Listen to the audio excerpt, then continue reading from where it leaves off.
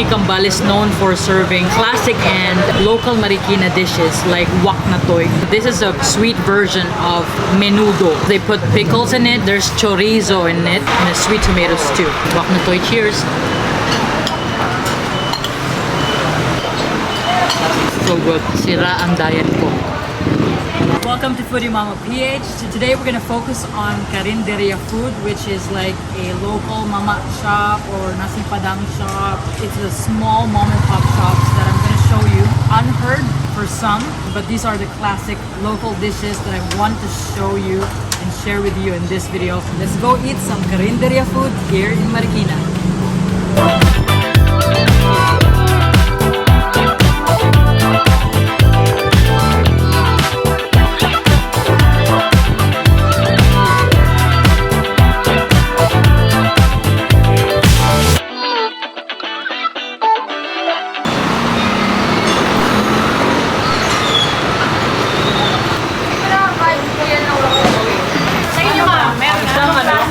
Waknatoy.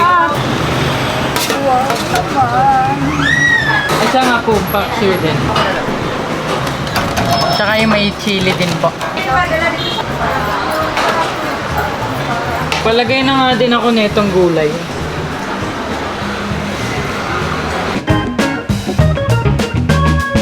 Alright, so we're here at Kusina Ni Kambal along Marikina. It's quite near the palengke. It's actually just behind us. And it's one of the institution here. And Kusina Ni Kambal is known for serving classic and local Marikina dishes like Waknatoy. I think you can only find it here. So this is a sweet version of Menudo. They put pickles in it, there's chorizo in it, and a sweet tomato stew. Menudo is like a tomato-based pork stew. Why is it called Waknatoy? I believe there's a story that says in the past, since there's a lot of Filipino Chinese people who moved here from Binondo, when this dish was created or being offered to the Filipino Chinese, they would say wak na, like it's okay, no, it's okay, don't bother, something like that. So wak na toy. I'm not sure if it's a legit story, but that's what I heard. You can only find it here in Kusina Ni Kambal, very famous for it. Next dish here is the Ginataang Sitaw at Kalabasa. So this is basically pumpkin and green beans cooked in coconut milk. Next here is one of my favorites,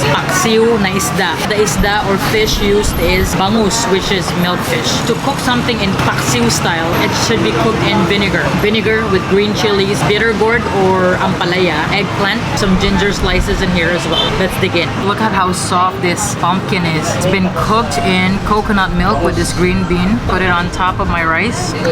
Oh, that looks good. Normally they would stir fry pork in it to make it really flavorful. The fatty pork, pumpkin, green bean, and coconut milk.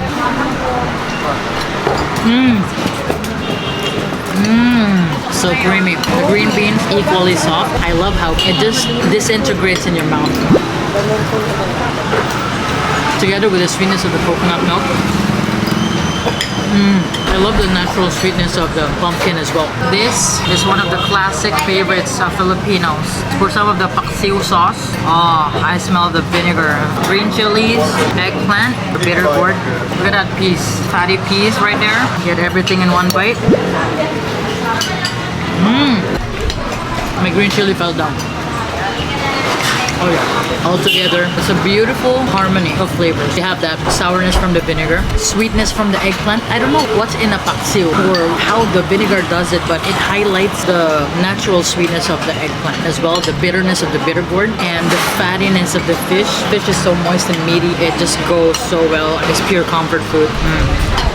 So good. It's been a while since I last had my Waknatoy. The star of this Karinderia feast. Let's get a big piece of sausage on top.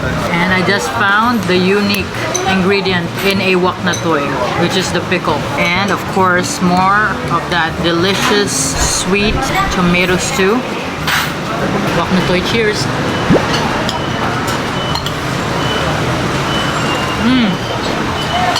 So good. Sira ang diet ko.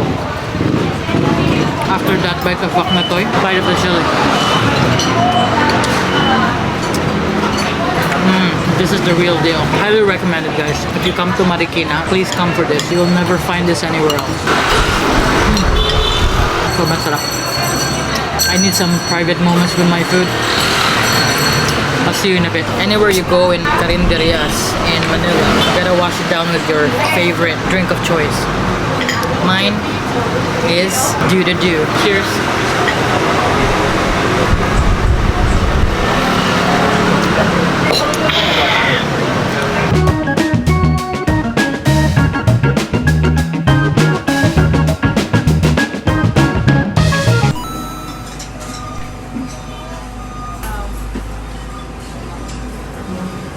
Ano pong tawag dito?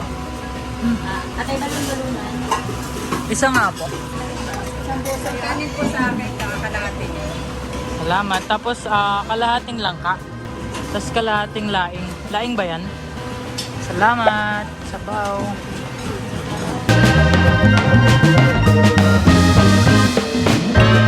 Alright, so we're in the middle of the public market. Before you reach the wet part of the market, you will see all these Karinderyas serving local home-cooked Filipino dishes. I've ordered some of the dishes that I've not tried in a long time. Atay at balon-balunan, I think adobo style, Ginataang Laing, and Ginataang Langka. So this is the atay at balon-balunan. Atay is the liver. I'm assuming this is chicken liver. It's a huge piece of chicken liver. Look at that. Saying hi to me. I love chicken liver. And then the balon-balunan. Normally in Singapore, if you buy gizzard like this, they will chop them up into small bite-sized pieces. Let's pour some of the gravy.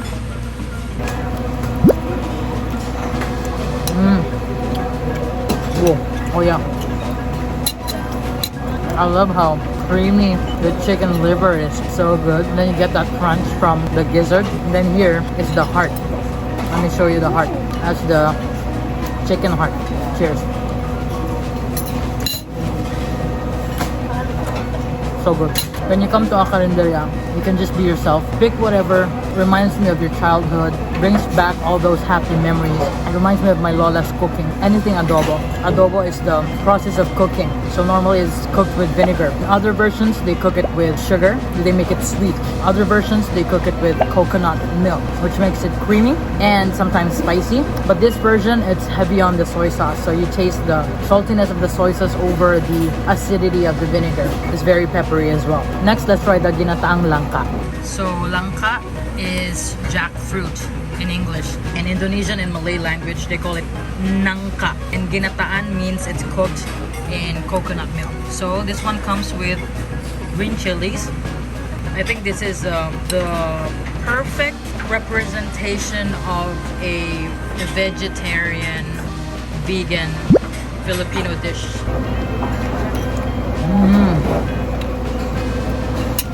I love how soft it is. Again, I think it's heavy on the salt, but it's a very light dish. I love the crunch from the green chilies, as if it's just stuffed in there. It's not cooked with it, so it's still very crunchy. Next, Ginataang Laing. Laing is a dish that has dried taro leaves cooked in coconut milk. On my rice. Cheers.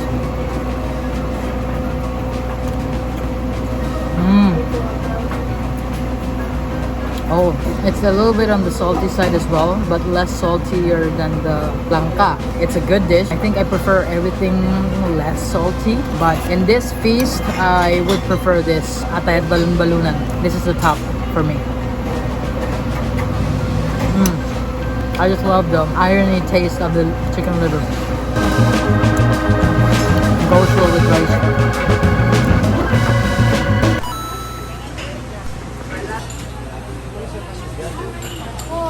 Hello po. Ano po ito? Isa nga po. Sige, half lang.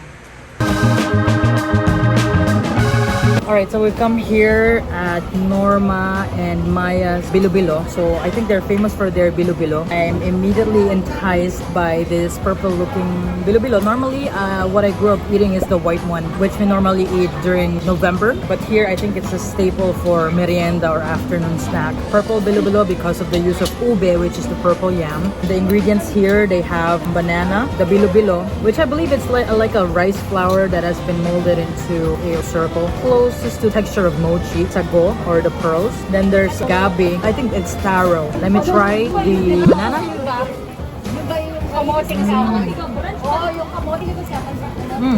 There's sweet potato also. Gabi.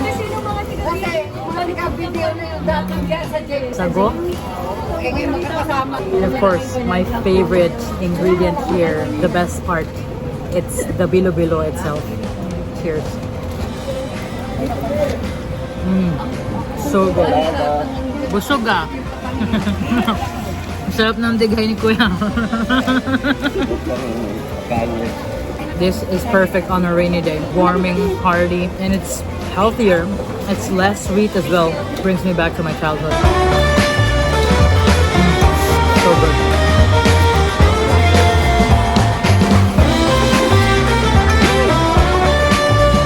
Just so comforting. Okay, for our final stop, I think I'm going to buy something sweet to bring home. I have my favorite spot here for kakanin.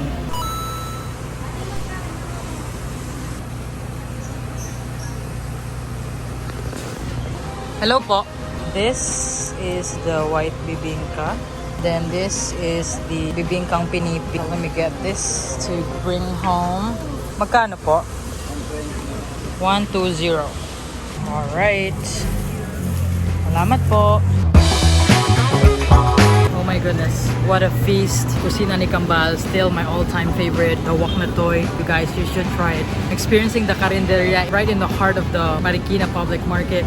Amazing experience. And to end that with the Ginataang Bilo, just so warming. If you guys are coming to the Philippines, you want to experience the local culture, please come here. You can find pretty much anything here. Not just famous for their shoes, but for their food and for the people. Please let me know if you're coming to Marikina. Message me on anywhere, YouTube, Instagram, Facebook. And yeah, that's it for today's video. Thank you so much for watching. Until we meet again here in the Philippines. Bye!